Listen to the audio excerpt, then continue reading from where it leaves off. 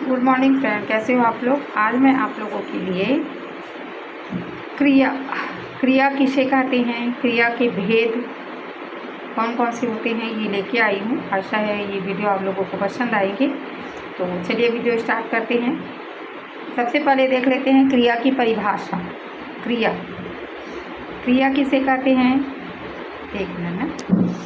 जिन शब्दों से किसी काम के करने या होने का पता चले उसे क्रिया कहते हैं। जैसे हंसना, खेलना, रोना, झाँकना, भागना, ये भी कुछ अन्य क्रियाएं हैं। ठीक है। और है, था, थी, है ना। जैसे आज रविवार है, कल सोमवार था, इस टाइप का है ना। तो ये जो है इसमें भी था, है, थे, ये क्या है, ये अन्य क्रिया के शब्द ही हैं। ठीक है। तो यहाँ पे जैसे और यहाँ पे बोलते हैं कि धातु किसे कहेंगे। धातु, क्रिया के मूल रूप को धातु कहते हैं। क्रिया के मूल रूप को ही धातु कहते हैं। जैसे क्रिया, जैसे पढ़ना, यहाँ पे देख लेती हूँ मैं, पढ़ना यहाँ पे है ना।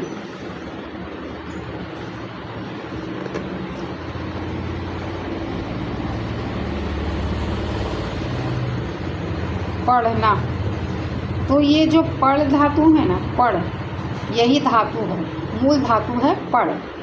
ठीक है। पढ़ना, तो मूल धातु क्या होंगे, पढ़, है ना।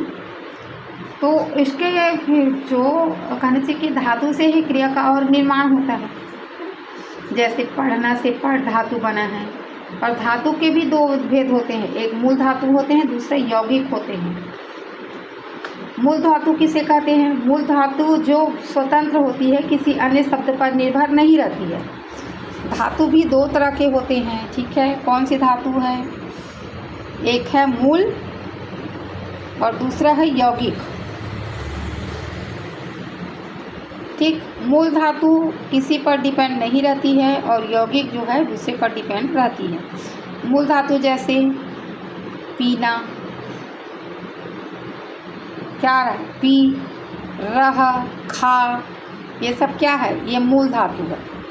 ठीक है। और यौगिक धातु किसे कहेंगे, जो दो शब्दों से मिलकर बना, जैसे संज्ञा से, जैसे खाना, जाना, खाना, जाना, ये कौन सी है, तो ये यौगिक धातु है।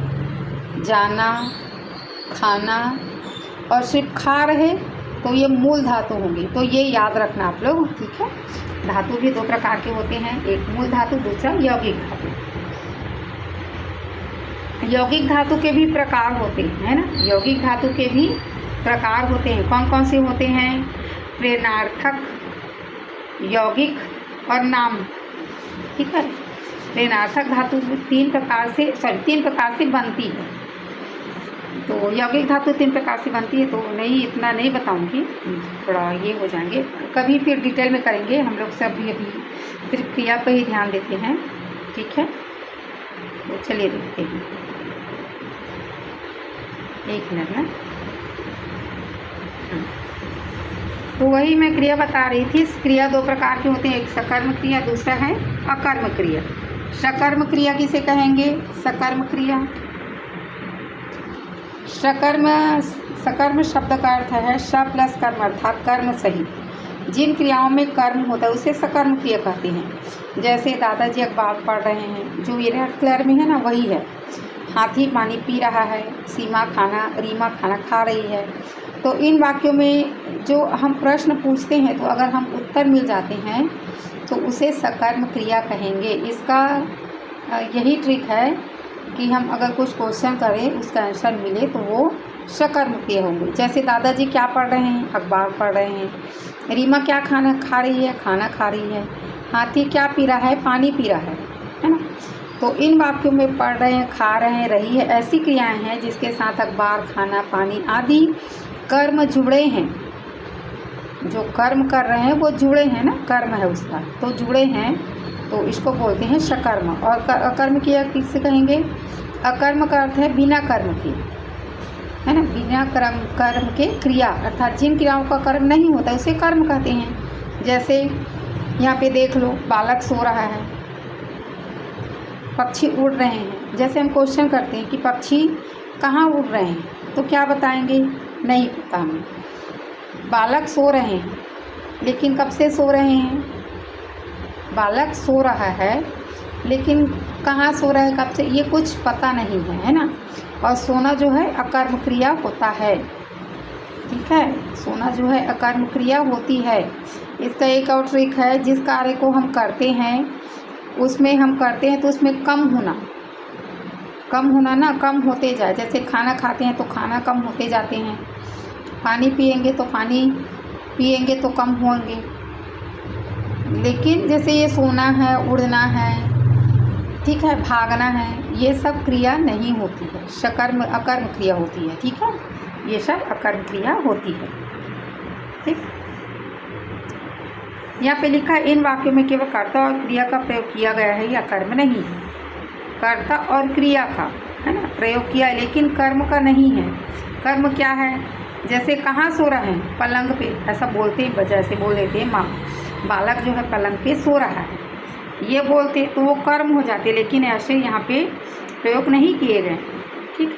पक्षी आकाश में उड़ रहे हैं, ऐसे बोलते तो भी कर्म हो जाते, तो यहाँ पे नहीं है, उड़ रहे हैं सिर्फ ऐसा बोले हैं, तो इस वजह से ये अकर्म क्रिया है, ठीक है। चलिए फिर नेक्स्ट देख लेते हैं, और होंगे तो और होंगे, और नहीं तो फिर क्वेश्चन फिर अभ्यास करेंगे, ठीक है। एक मिनट, हमने क्या सीखा, देखिए क्या सीखा हमने ये सीखा, क्या सीखा कि काम करने वाले शब्द को क्रिया कहते हैं। कुछ काम हम करते हैं और कुछ स्वतः हो जाते हैं, जैसे बारिश हुई। क्रिया के दो भेद हैं, सकर्म और कर्म, और जिन क्रियाओं का कर्म होता है उसे सकर्म, और जिन क्रियाओं का कर्म नहीं होते उसे अकर्म क्रिया कहते हैं। अब छाड़ के भेद बताइए, जैसे मैं खेलता हूँ, राम ने रावण को वध किया, तो ये सकर्म है ना, सकर्म। किसका वध किया? रावण का, तो ये सकर्म। मैं खेलता हूँ, क्या खेलती हूँ? तो कुछ नहीं है, पता चल रहा है क्या? खेलने का काम बस हो रहा है, तो मैं खेलता हूँ। साधु तपस्या कर रहा है, मछली तैर रहे हैं, ठीक है, तैरना, तो क्या कर रही? तैर रही है। राम पढ़ रहा है, पत्र पढ़, तो तैरना, ठीक है, तो ये अकर्म हो जाएंगे, ये भी अकर्म हो जाएंगे, ठीक है। और ये सकर्म, शकर्म, और ये सकर्म, ठीक। फिर यहाँ पे अभ्यास दिए हुए हैं, आप लोग बताइए, यहाँ पे दिया है कोष्टक में दिए गए क्रिया का सही रूप लिखकर वाक्य पूरे कीजिए। मैं कल दिल्ली जाऊँगा, तो इस तरह से यहाँ पे शुद्ध करके लिखना है, वह कब आए, इसको शुद्ध करके लिखिए आप लोग। नीता किताब पढ़ती,